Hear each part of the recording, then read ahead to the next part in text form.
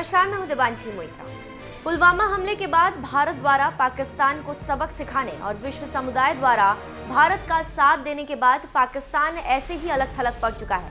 उसके बाद वही पुराना राग जो पाक हमेशा अपनाता है, इस बार काम नहीं आया कि भारत युद्ध पर आमादा है और हम तो पहले से ही आतंकवाद को लेकर परेशान हैं। हमेशा मसूद अजहर का बचाव करने और चीन द्वारा समर्थन करने से बचता रहा पाक इस बार बुरी तरह से घिर गया है, क्योंकि जिस सदाबहार दोस्त चीन पर पाकिस्तान इठलाता था और खूब प्रशंसा करता था, आज वही चीन आतंकवादी मसूद अजहर और पाकिस्तान को दूध में मक्खी की तरह निकालकर भारत के साथ आ गया है और आतंकवाद पर भारत का समर्थन करने की सोच रहा है।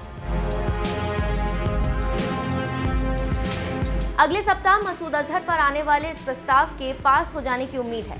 फ्रांस के संयुक्त राष्ट्र संघ में दिए गए प्रस्ताव को अमेरिका और रूस ने पहले ही समर्थन किया है और अमेरिका और रूस चीन को मसूद पर अपने रुख बदलने के लिए दबाव भी डाला है। संयुक्त राष्ट्र सुरक्षा परिषद की सैंक्शन कमेटी ने 13 मार्च पर इस मामले की सुनवाई का नोटिस जारी किया है। नोटिफिकेशन में कहा गया है कि अमेरिका, ब्रिटेन और फ्रांस की तरफ से आतंकवादी मसूद अजहर को विश्व आतंकी की सूची में शामिल करने और अलकायदा के सैंक्शन लिस्ट में शामिल करने का प्रस्ताव मिला है। माना जा रहा है कि अगर चीन ने इस पर कोई अड़ंगा नहीं लगाया तो ये प्रस्ताव पास हो जाएगा। इसके अलावा सुरक्षा परिषद का एक अन्य स्थायी सदस्य रूस भी इस प्रस्ताव का समर्थन करेगा। भारत में हुए हमले और मसूद अजहर को विश्व आतंकी घोषित करने को लेकर अमेरिका का चीन पर इस बात को लेकर काफी दबाव है कि वो पाकिस्तान स्थित आतंकी मसूद अजहर पर अपना सख्त रुख अपनाए। इधर रूस चीन के साथ अपने अच्छे रिश्तों का इस्तेमाल कर भारत की चिंताओं को दूर करने के लिए कह रहा है। इसी बीच पाकिस्तान सरकार ने भारत के साथ तनाव कम करने की कोशिश में जैश-ए-मोहम्मद सरगना मसूद अजहर पर कार्रवाई करने का फैसला किया है, लेकिन ये सब हमेशा की तरह सिर्फ दिखावटी लग रहा है। मीडिया में आई खबरों पर अगर गौर करें तो पाक के एक शीर्ष सरकारी अधिकारी ने रविवार को बताया कि पाकिस्तान संयुक्त राष्ट्र सुरक्षा परिषद के आतंकवादियों की सूची में अजहर को शामिल करने के प्रस्ताव पर अपने विरोध को वापस भी ले सकता है। ये सब विश्व समुदाय के दबाव का असर है और भारत के एक शक्ति के रूप में समर्थन करने का नतीजा है। वहीं कई और खबरें जो छन छन के आ रही है, उसके मुताबिक जेईएम नेता अजहर के नेतृत्व पर कार्रवाई करने का निर्णय कर लिया है। विश्व समुदाय के भारत के साथ आने के बाद जिस तरह से पाकिस्तान घुटनों के बल आया है, जैश पर कार्रवाई उसी का नतीजा है। वहीं विश्व की सभी 5 महाशक्तियां जिस तरह से भारत का आतंकवाद पर समर्थन किया और पाक को आतंकवादियों पर कार्रवाई करने की बात कही, उस हिसाब से विश्व में अलग थलग पड़े पाकिस्तान का अब दिमाग थोड़ा सा खुला है, जो भारत से तनाव कम करने की कोशिश में लगा है। ये बात इमरान खान के भारतीय पायलट अभिनंदन को उसके देश भेजने से साबित होती है कि पाकिस्तान इस वक्त बुरी तरह जमीन पर है। वहीं अजहर के तकदीर पर एक सवाल के जवाब में सूत्र ने बताया कि वो ये पुष्टि नहीं कर सकते कि उसे घर में नजरबंद किया जाएगा या हिरासत में लिया जाएगा। वहीं ये भी खबर आ रही है कि जैश सरगना मसूद अजहर की मौत हो चुकी है और इस पर पाक मीडिया और पाक आर्मी चुप्पी साधे हुए हैं। जो भी हो, इस बार चीन का भारत को समर्थन देने और विश्व समुदाय का भारत के साथ आने से ही ये बाजी पलटी है और चीन भी भारत का साथ देने को मजबूर हुआ है, जो हमेशा मसूद अजहर पर पाक का साथ देता आया है। अब देखना दिलचस्प होगा कि 13 मार्च के दिन संयुक्त राष्ट्र में चीन क्या करता है और मसूद अजहर की तकदीर का क्या होता है। मैं सबसे पहले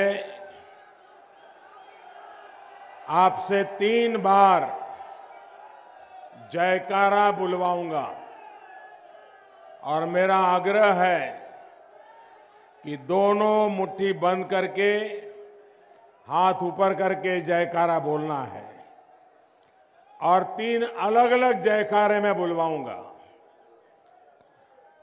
भारत माता की जय का जयकारा बोलना है।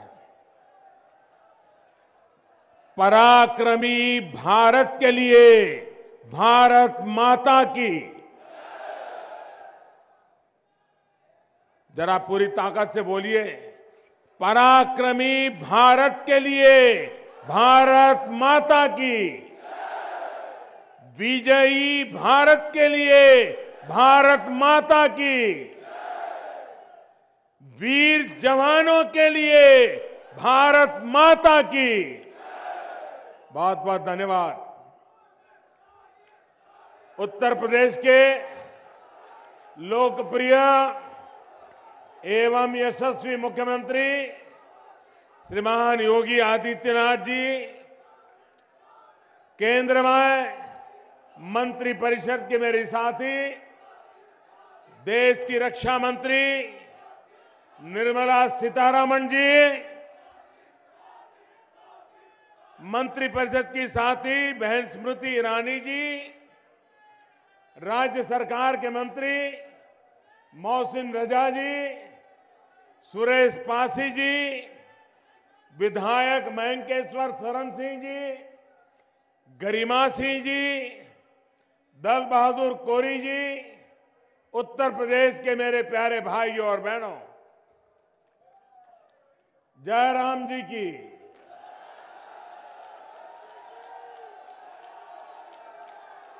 और आप लोगन के हालचाल कैसा है? सब ठीक बा? आप सभी इतनी भारी संख्या में इकट्ठा हुए हैं, आप सभी को मेरा प्रणाम। ये भूमि टीकर माफी के परमहंस महाराज की तपोभूमि रही है। ये भूमि जयमीना महापुराण के रचयिता बाबा पुरुषोत्तम दास की भूमि है। मलिक मोहम्मद जायसी आर्य समाज के राष्ट्रीय अध्यक्ष और जनसंघ के विधायक रहे राजा रणंजय सिंह की है। मैं इस भूमि को नमन करता हूं। पिछले 4.5 साल में उत्तर प्रदेश और अमेठी के विकास के लिए हमारी सरकार ने जो विकास कार्य किए, आज उनको और विस्तार देने के लिए मैं आपके बीच आया हूं। और मैंने देखा कि आज भी हमारा स्वागत करने के लिए मेघराजा ने भी कृपा की है। और मुझे बराबर याद है 98 में अटल जी के साथ यहां मैं जनसभा करने आया था और उस दिन भी बड़ी भारी बारिश हुई थी। सारी व्यवस्थाएं तहस नहस हो गई थी। और तब से लेकर के मैं लगातार किसी न किसी संगठन के काम के लिए अमेठी आता रहा। प्रधानमंत्री बनने के बाद आज फिर एक बार आपके बीच आने का अवसर मिला है।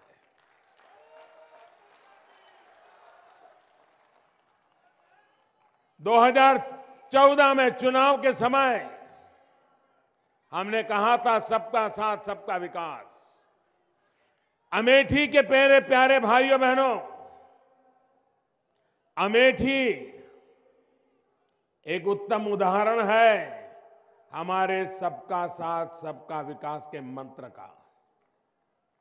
और जब हम सबका साथ सबका विकास की बात करते हैं तो मैं तब भी कहता था, आज भी कहता हूं, जिन्होंने हमें वोट दिया वो भी हमारे हैं, जिन्होंने वोट नहीं दिया वो भी हमारे हैं।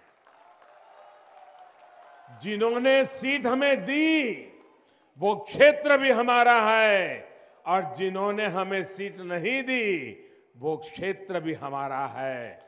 और आज 5 साल के बाद मैं अमेठी के नागरिकों के सामने नतमस्तक होकर के बड़े गौरव के साथ कह सकता हूं कि बहन स्मृति ईरानी जी उम्मीदवार के रूप में आपके बीच आई थी। आपके लिए नया चेहरा था, नया परिचय था, लेकिन आपने बहुत आशीर्वाद दिए। भले हम चुनाव समय नहीं जीत पाए, लेकिन आपका दिल जीतने में हम सफल हो गए।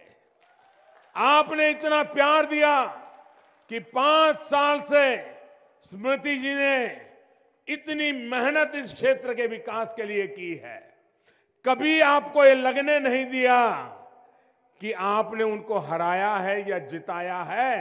जीते हुए से ज्यादा काम करके दिखाया है।